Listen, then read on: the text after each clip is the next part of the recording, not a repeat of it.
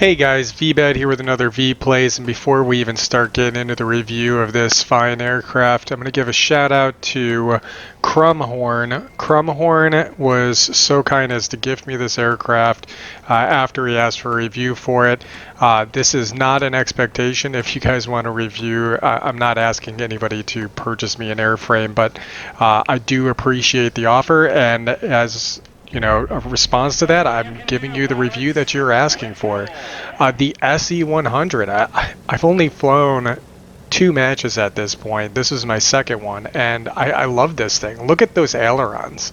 Like, it looks like if a penguin tried to fly. I don't know. That's probably a terrible analogy, but that hook little nose, that stubby little tail, like, it looks like a flying penguin to me. I don't know why. But what a weird but powerful plane.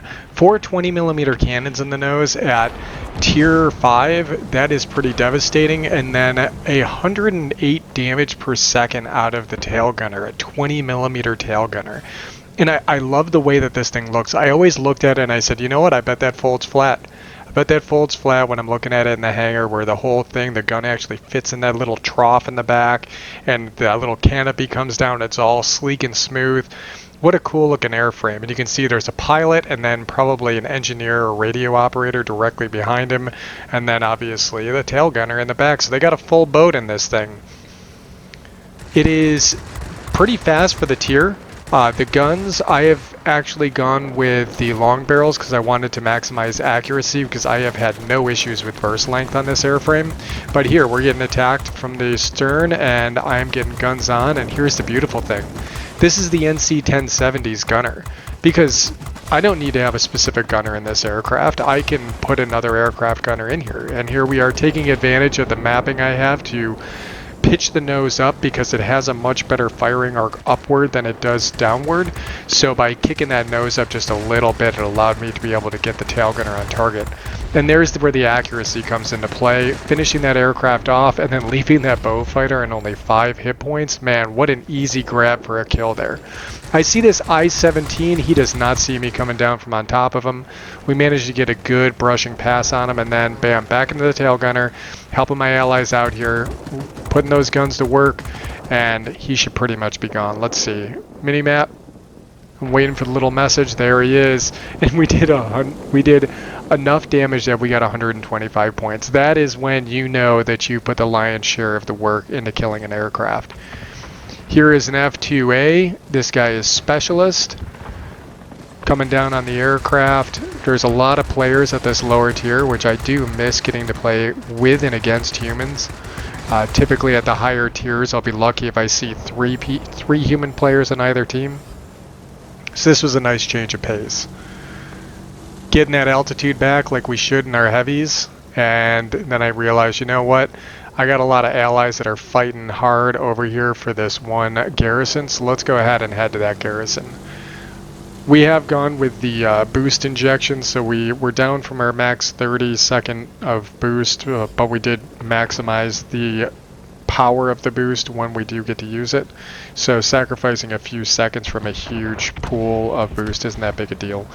There's that I-17 again, getting guns on, getting some good damage, but I don't want to hit the ground. And I do see that there's a boomerang over here, not even close to making contact. But there's that player in the F2A again. I already see that there's 2 specialists on my tail, and they do not look happy. Again, pitching the nose up using my key that I've remapped. I think it's my E key in order to pitch my nose up. Keeping the gun on target, kind of switching from side to side. They can't chase me up here to these higher altitudes, so they've actually broken off. So I'm going to come back down, and look how low everybody is now. I don't know if that's a result of my tail gunner or my initial passes, but what a lot of damage we did there. So we started that one aircraft on fire, burned him out. We're onto the I-17, and we're on the tail gunner for the F2A. We managed to flip the zone, and then we took that aircraft out. 1, 2, 3. And now we have another player in an F4F that seems hell-bent on trying to get our aircraft knocked out of the battle, but I'm trying my best to keep that tail gunner on target, being as squirrely as I can, moving from side to side a little bit here and there, but he's already so far out of range it doesn't even matter.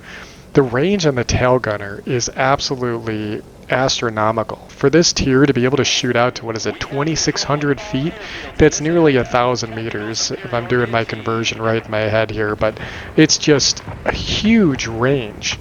So that guy, he really wants to get me, but you should never head on a heavy, and he pays for it right there. God, I love these ailerons. It's just so neat. It's like a bird just kind of flapping its wingtips. If this is a sign of things to come for the rest of the French line when they finally release it, these kind of weird planes like we see with the NC-1070 and what is it, the ADC-10 or something like that? I forget what it is. It's like that tier 4 with a tail gunner. And then you've got this thing here.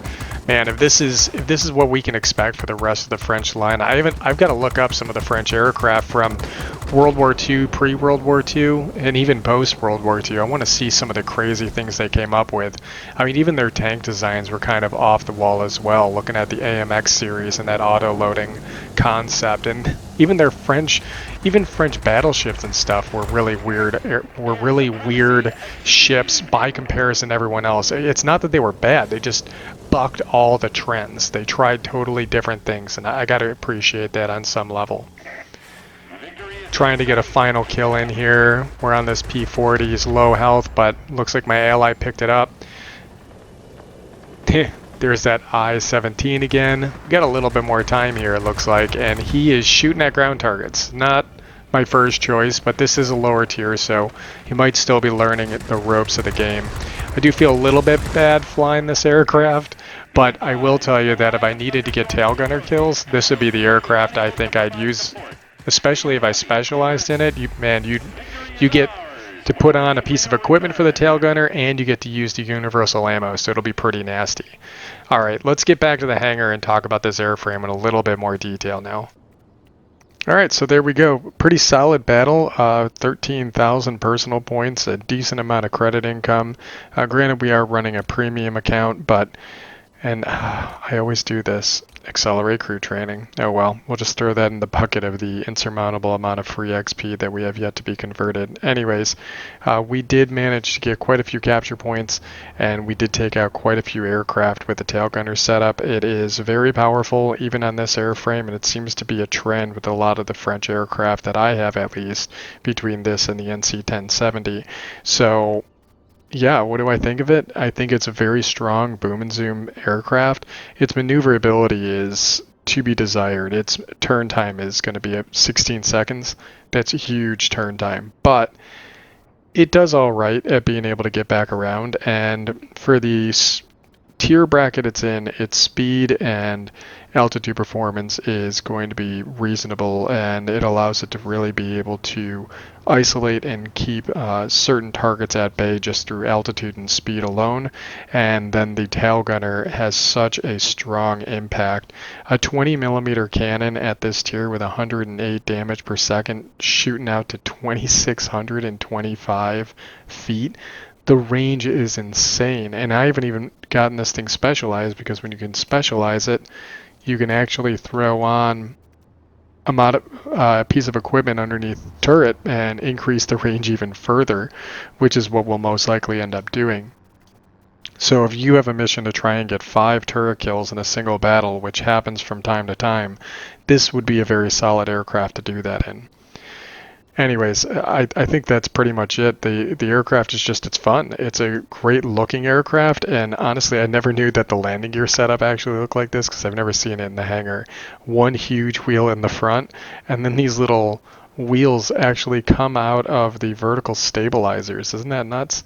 Everything's so compact, and you never get to see it in the hangar, because unless you have one, that the gun actually folds into that weird little slot, and it all folds up nice and neat. What a neat aircraft, and these ailerons. What an interesting design. I'm kind of excited if there's ever like a French line released, what type of weird aircraft they have historically. I've never really looked into it, but so far we've seen some pretty interesting designs. So hopefully, anyways, I hope you guys enjoyed the video, and as always, I'll catch you in the next one. Always getting closer. I'm marching till it's over. Just like a soldier.